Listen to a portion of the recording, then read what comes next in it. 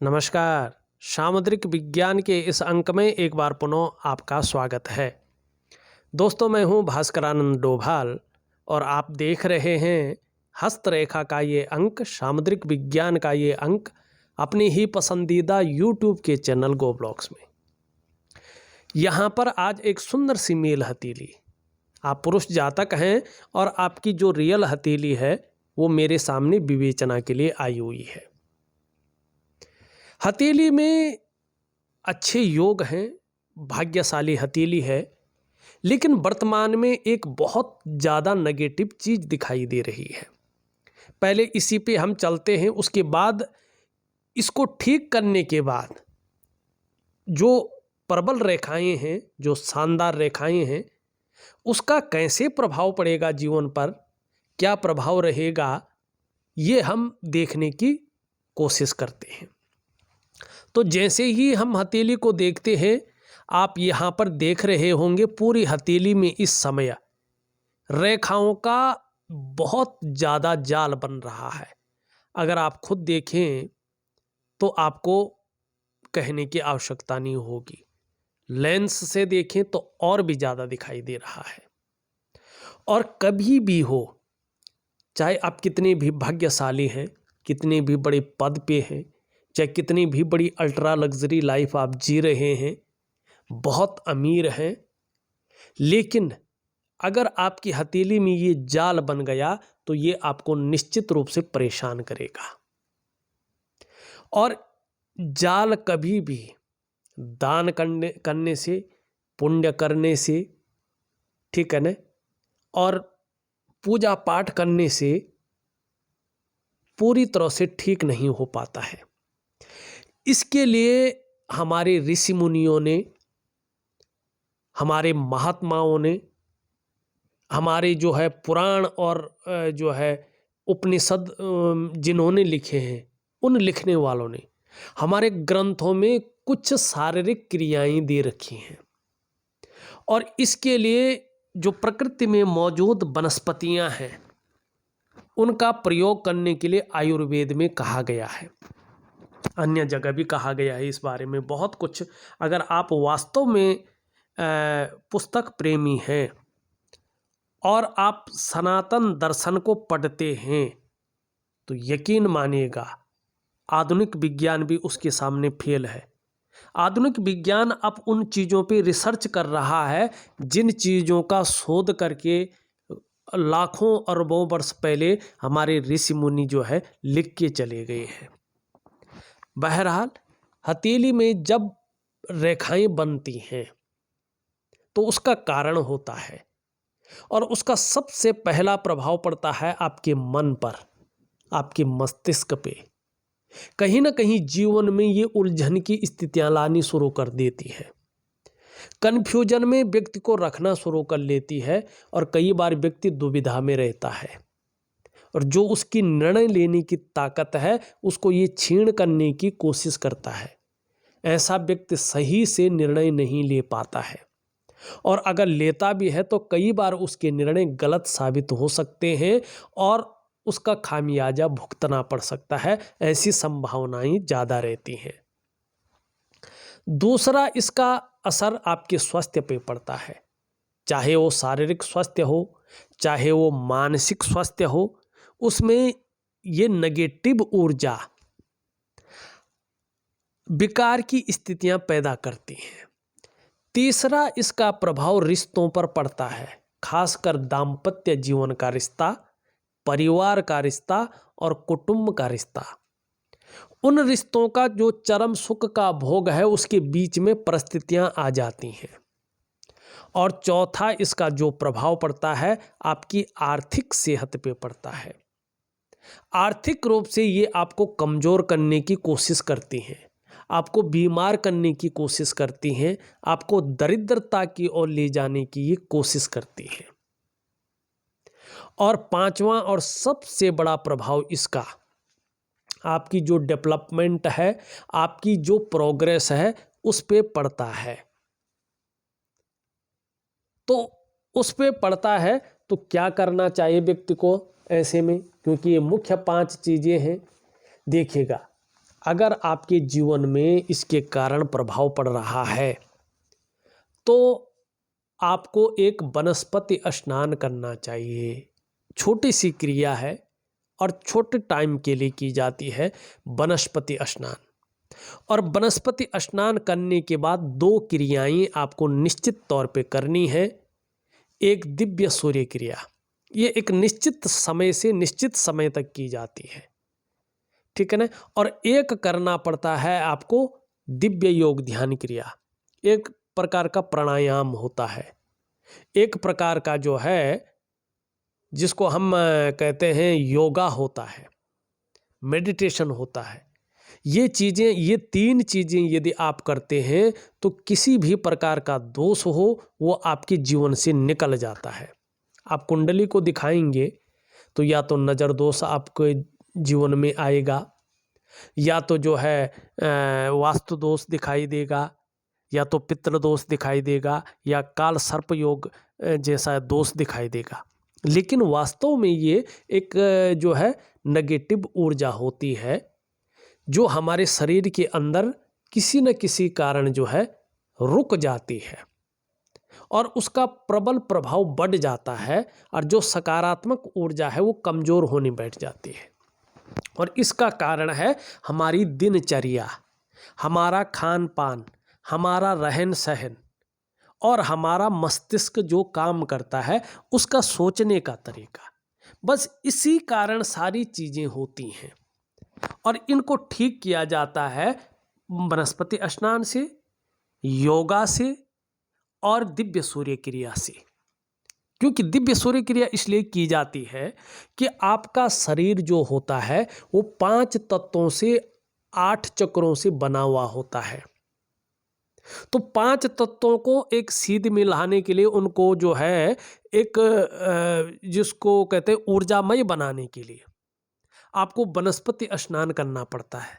तो वनस्पति स्नान करेंगे तो आपके 5 तत्व पुष्ट होंगे। अब 8 चक्र जो आपके शरीर के अंदर हैं, उन 8 चक्रों में शानदार स्थितियां डालने के लिए आपको दिव्य सूर्य क्रिया करनी पड़ती है। और दिव्य सूर्य क्रिया करने से आपके 8 चक्र जो है अपने आप अच्छी स्थिति में आ जाते हैं। अब आपके जीवन में 5 ज्ञान इंद्रियां और 5 कर्म इंद्रियां होती हैं। उनको एक प्रेरणा देने के लिए, उनमें ऊर्जा भरने के लिए आपको दिव्य योग ध्यान क्रिया, एक प्रकार का प्राणायाम है, वो करना पड़ता है। तो ये 3 क्रियाएं यदि आप करते हैं तो जहां शारीरिक रूप से आप जो है स्वस्थ की स्थिति में आ जाते हैं, आपका मानसिक संतुलन परफेक्ट हो जाता है और आपका जीवन सहजता से चलने बैठ जाता है। फिर जीवन के अंदर की जो वास्तविक खुशहाली है वो आपको मिलने बैठ जाती है, जीवन का उत्साह बढ़ने बैठ जाता है और जीवन का जो ऊर्जा है वो ऊर्जा अपनी स्थिति में आ जाती है, अपने प्रारूप में आ जाती है और जीवन के फिर तमाम आयामों पे इसका ज़बरदस्त प्रभाव पड़ता है, जिसको कहते हैं सौभाग्य। इसी को तो सौभाग्य कहते हैं। व्यक्ति फिर सौभाग्यशाली हो जाता है। अब आपने हाथ दिखाएं ना दिखाएं ये क्रिया जरूर करें और इससे अपने जीवन को उस स्तर पे ले जाएं। यही तो मतलब होता है हाथ दिखाने का। केवल जिज्ञासु बनने से कुछ नहीं होता, करने से ही सब कुछ होता है। ये आपकी हथेली है, ये प्रथम चीज है। अगर आप इस ऊर्जा को ठीक कर लेते हैं तो फिर देखिएगा आपकी हथेली में एक चीज दिखाई दे रही है, शानदार रेखा है। ये रेखा मंगल की रेखा है, शुक्र से चल रही है, तो शुक्र रेखा भी इसको कह सकते हैं। अब देखिएगा इस रेखा के कारण क्या होगा। ये सबसे पहले तो बता रही है कि आपकी जो 5 तत्व हैं जिन्हें हम पंचभूत कहते हैं, जिनसे शरीर बना हुआ है, 5 एलिमेंट, आपके शरीर के जो 8 चक्र हैं, आपके शरीर के जो 5 ज्ञान इंद्रियां हैं, 5 कर्म इंद्रियां हैं, उनके अनुसार देखा जाए तो आपका हाथ बता रहा है कि आपके जो आराध्य देव हैं वो हैं हनुमान जी, संकट मोचन हनुमान। कौन सो संकट मोर गरीब को, जो तुम सो नहीं जाता है टारो, बेग हरो हनुमान महाप्रभु, जो कुछ संकट होई हमारो। तो हनुमान जी आपके आराध्य देव हैं, आपको हनुमान जी की पूजा करनी चाहिए। जितना ज़्यादा समर्पण रहेगा, दिव्यता की वास्तव में प्राप्ति होगी, भव्यता की प्राप्ति होगी, ये दिखाई दे रहा है। दूसरी बात, इस रेखा के कारण आने वाले समय में आपको दूसरों का सहयोग बहुत अच्छे रूप में मिलेगा और आपके ऊपर जीवन में भगवान की भी बहुत अच्छी कृपा बनी रहेगी, इसका आप अनुभव भी करेंगे। दूसरा, जो आपके अंदर अच्छी प्रतिभा है, जो आपके अंदर तीव्र बुद्धि है, उसको इम्प्लीमेंट करने के लिए प्लेटफॉर्म मिल जाएगा। जो आपके अंदर सोचने की, जो आपके अंदर समझने की ताकत है, उसमें वृद्धि होगी, उसका लाभ आपको होगा और ऐसा भी व्यक्तित्व उभर कर आएगा कि जीवन में एक बार यदि कोई निर्णय ले लेंगे तो उसे अंत तक निभाने का सामर्थ्य भी आप रखेंगे, ये दिखाई दे रहा है। और आपका व्यक्तित्व भी अपने आप में अच्छा खासा प्रभावशाली रहेगा, ये निश्चित है। बस आपने कुछ चीज़ें करनी है। हाँ, ये सब होने के बावजूद भी शुक्र का प्रभाव पड़ रहा है तो लापरवाही के गुण भी बहुत ज़्यादा रहेंगे, इनसे बच के रहना है। आपकी हृदय की रेखा देखें, इस प्रकार से आती हुई दिखाई दे रही है, बहुत शानदार, पूरी हथेली को पार कर रही है। इसका मतलब है आपको सफलता अपने दम पर होगी, आप अपने दम पर ही सर्वथा सफल होंगे। लेकिन थोड़ा उतावलापन, जल्दबाजी, ठीक है ना, और थोड़ा धैर्य की कमी रह सकती है। धैर्यवान रहना बहुत जरूरी है, इसके लिए दिव्य योग ध्यान क्रिया जरूर करें, क्योंकि यहाँ पे इस प्रकार से ये योग का आकार बन रहा है, ये धैर्य की कमी को दिखाता है। ऐसा व्यक्ति जो है थोड़ा भी परेशान होने पर जो है कुछ भी गलत करने को अपने साथ तैयार हो जाता है। धैर्य की कमी को ये जो है ज़्यादातर देता है, लेकिन ये रेखा है तो इस कमी को काफ़ी हद तक 95% तक कम करती है, तो इसकी संभावना बहुत कम रहेगी, ठीक है ना। ये रेखा बहुत शानदार है, बौद्धिक स्तर वास्तव में बस सुंदर है। अब ये दो रेखाएं शानदार हैं तो इसका मतलब है ऐसे व्यक्तियों की आयु भी बहुत लंबी होती है। इस कलयुग में इनको शतायु कहा गया है कि व्यक्ति कम से कम जो है 90 प्लस जो है ऐसे लोग जीते हैं, ऐसी आयु ऐसे लोगों की होती है। बौद्धिक स्तर शानदार रहेगा, क्रिएटिविटी बहुत अच्छी रहेगी। यहाँ पे देखिएगा इस प्रकार से जो है परिवार के प्रति समर्पण की भावना, आगे चलकर आने वाले समय में आपको अचल संपत्ति का लाभ भी होगा, ये भी स्पष्ट दिखाई देता हुआ यहाँ पे नजर आ रहा है। करियर और धन की रेखा शानदार है, बृहस्पति पे जा रहे, भाग्य योग का निर्माण करती है। ये ऐसे लोगों को प्रतिष्ठा और धन दोनों मिलता है। रहस्यमय विद्याओं की ओर भी ऐसे लोग आकर्षित हो जाते हैं, लेकिन थोड़ा सा एक रेखा यहाँ से निकल करके संघर्ष की ओर इशारा कर रही है, संघर्ष को बढ़ा रही है। तो इसको ठीक करने के लिए आपको जो है दिव्य योग ध्यान क्रिया करनी है, सूर्य क्रिया करनी है। सूर्य पे शानदार मछली का चिन्ह उत्पन्न हो रहा है। आगे चलकर अगर आप दिव्य सूर्य क्रिया को प्रखर रूप में करते हैं तो अपने कार्यों में आप विस्तार करेंगे, फैलाव करेंगे, नाम और यश बढ़ेगा और धन की स्थिति बहुत अच्छी रहेगी, ये स्पष्ट दिखाई दे रहा है। ये थोड़ा सा अभाव की स्थिति पैदा करता है, सब कुछ होते हुए भी व्यक्ति के अंदर कसक बाकी रहती है, तो ये चीज़ नहीं करनी है। आपने स्वयं की मेहनत और स्वयं के परिश्रम से ही जीवन में श्रेष्ठ सफलता है। हालांकि अभी का जो दौर है उसमें थोड़ा संघर्ष दिखाई दे रहा है, लेकिन नेगेटिव ऊर्जा के खत्म होने पे हर सुख का भोग भी करेंगे, ये दिखाई दे रहा है। एक सुखद जीवन जीने की चाह बनी हुई है और सुखद जीवन जीने के लिए प्रयत्नशील व्यक्तित्व तो यहाँ पे दिख रहा है। धार्मिक भावनाएं बहुत अच्छी रहेंगी और ईश्वर में विश्वास बना रहेंगे। कुछ ज़्यादा मेहनत और परिश्रम करने के बाद ही चीज़ों में सफलता मिलेगी। यश पाने की इच्छा, नेम फेम पाने की इच्छा और अपने कार्यों में विस्तार पाने की इच्छा भी यहाँ पे अच्छी दिखाई दे रही है। इन दोनों के बीच में गैप है। जब जब आपकी जन्म पत्री में शनि 7.5 में होंगे, ढैया में होंगे या बकरी अवस्था में होंगे, तब तक पूरे जीवन में तब तब आपको इसका गहरा प्रभाव और लंबा प्रभाव देखने को मिलेगा। कितना मिलेगा ये इसके ऊपर डिपेंड करेगा कि आपके कर्माज किस प्रकार के हैं। थोड़ा सा अभिमान की भावना ज़्यादा रह सकती है, उसको दबा के रखना है, और एकाएक कहीं से धन लाभ हो जाए इसकी फितरत बढ़ सकती है, इस पे काबू रखना है। धन कमाने की ललक बहुत अच्छी रहेगी, लेकिन साथ में कम्युनिकेशन स्किल्स भी शानदार रहेगी और अपने बलबूते पे कुछ करने वाला जो गुण है वो उभरेगा, इसका लाभ होगा, ये भी स्थिति दिखाई दे रही है। शुक्र का पर्व देखें ठीक है, लेकिन इसमें जाल बना हुआ है, नेगेटिव ऊर्जा का प्रभाव है, तो ये मानसिक चिंताएं दे सकता है, थोड़ा सा संघर्ष दे सकता है, उतार चढ़ाव दे सकता है। तो इसको ठीक करने के लिए दिव्य योग ध्यान क्रिया जरूर करें। निम्न मंगल और उच्च मंगल दोनों पराक्रम को दिखा रहे हैं, एनर्जेटिक स्वभाव को दिखा रहे हैं, इसका लाभ होगा। यहाँ पे अगर आप देखेंगे तो इस प्रकार से जो है मछली का भी चिन्ह बन रहा है, चतुष्कोण का भी चिन्ह बन रहा है। अपने क्षेत्र में ऐसी नॉलेज रहने वाली है कि उसकी टीचिंग तक दे सके। अगर व्यापार के संबंध में सोच रहे होंगे तो आगे दिन दूनी रात चौगुनी उन्नति की ओर ये इशारा कर रहा है।